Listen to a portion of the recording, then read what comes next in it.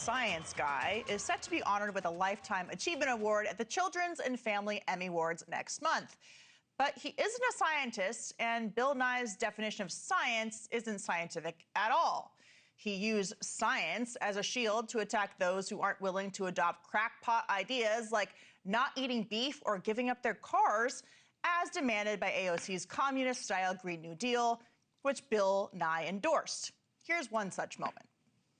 For me, it's been climate change for over 30 years. I've been wham about climate change. And we have this extraordinary situation here in the U.S. where people nominally leading us, or at least with legal power, who pretend it's not happening or something. It's a surprising thing. Is it a surprising thing that people don't immediately trust someone who tells them the world is ending? Let's recall one of his many previous predictions of catastrophe and generally climate alarmists. In April 1970, the Boston Globe reported on scientists' warnings that pollution may obliterate the sun and cause a new ice age right about now. The sad reality is that Bill Nye, who lacks actual scientific credentials, long ago abandoned the veneer of an impartial scientist, one who simply follows data and evidence, and has become more of a street preacher in the church of climate alarmism, terrifying children along the way like this. The world is on fire. The world's on fire. As an entertainer, he's achieved a great deal, but he's a China-style statist and alarmist. Even musing climate deniers have a psychological disorder, should be considered war criminals and thrown in prison for refusing to comply. Getting kids excited about the world around them and how it works is a good thing, but using Bill Nye, the fake science guy, to push a one-sided agenda fueled by control and fear is hardly worth celebrating.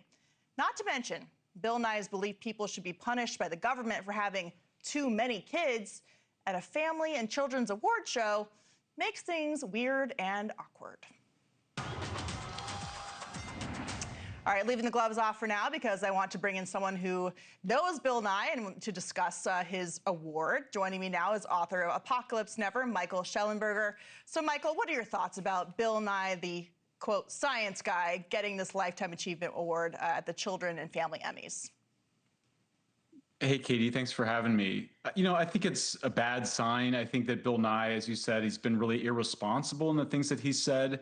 Somewhere around half of all young people, half to 3/4, have real anxiety about climate change. They say they don't want to have children because of climate change. They don't know basic things. I debated Bill Nye in person. He didn't know basic facts. There's no actual evidence that sea level rise has accelerated since 1850. There's no decline in Arctic sea ice for 20 years. The coral is growing as much coral as ever on the Great Barrier Reef.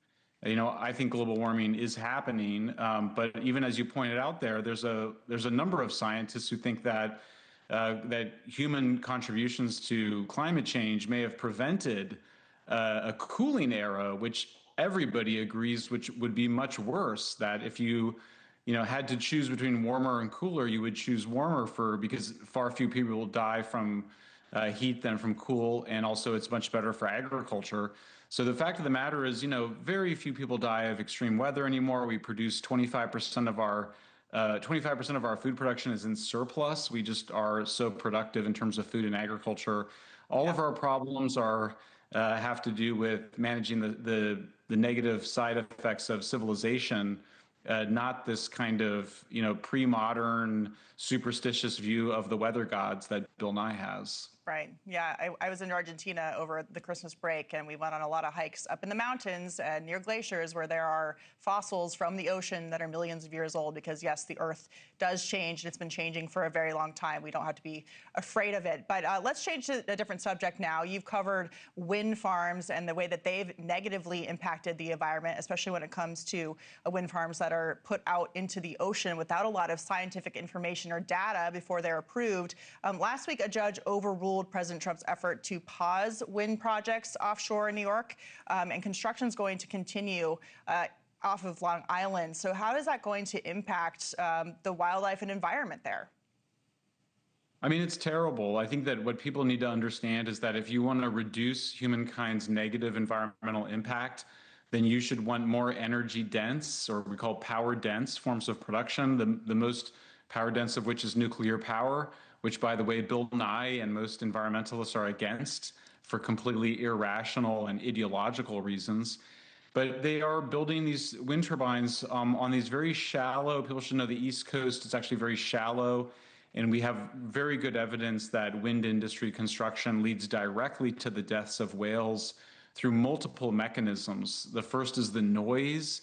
It separates mothers from their babies, and when babies are separated from their mothers, they die. There's only 340 of these magnificent North Atlantic right whales left, and they will go extinct if they build all of the wind projects they're planning to. But we were leaked a document last year from the from NOAA, National Oceanic and Atmospheric Administration, that found that it was indeed everything that we had feared, and that they had been burying the science. The scientists had been repressed inside the agencies, but they said, look, this is just a very special place for whales because of the amount of fish there.